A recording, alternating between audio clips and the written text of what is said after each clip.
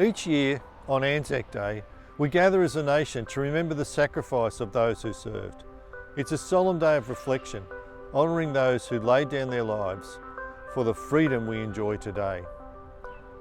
While we often remember the courage of those in combat, today we turn our attention to another kind of service, the unwavering devotion of chaplains who walked alongside those in battle, offering comfort, faith and hope.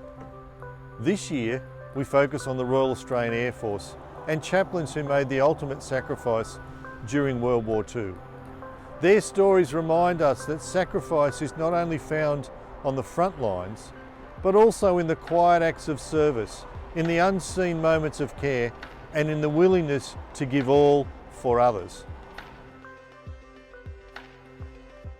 In 1944, London was under siege from Germany's new weapon, the flying bomb. Chaplain Gordon Woods, nearing the end of his service, was ministering to Australian aviators. His presence was a reminder of the familiar faith and of the comfort amid the chaos of war.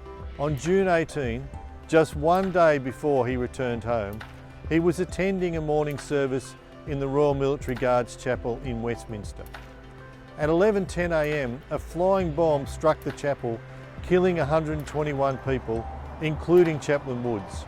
He had gone to worship, to serve, to pray, and in doing so, he became part of the very sacrifice he sought to honour. Sacrifice comes in many forms.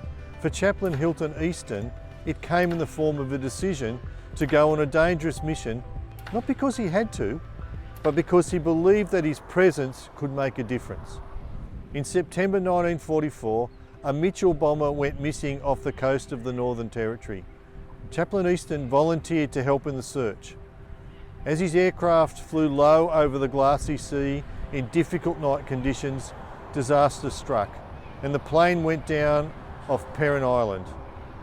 Of the 8 on board, only 2 lives were lost, one of them Chaplain Easton.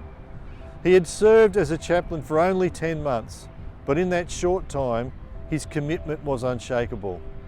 These 2 men, Woods and Easton, gave more than their words, more than their prayers, they gave their lives. They remind us that sacrifice is not just found in the heat of battle, but in the quiet moments of faith, in the steadfast presence of those who walk beside the wounded, the weary, and the grieving.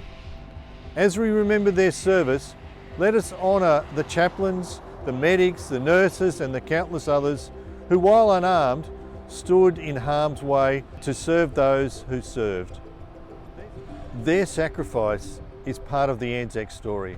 It's a story of devotion, of courage and love. Jesus said, "Greater love has no one than this, to lay down one's life for one's friends." And he did just that, dying on the cross and raising to life, as we've just remembered at Easter, so that those who trust in Jesus can have life forever with him. On this ANZAC Day, as we stand before the RAF Memorial, as we bow our heads in remembrance, let us not only remember the fallen, but commit ourselves to the values that they lived for: service, sacrifice and faith, lest we forget.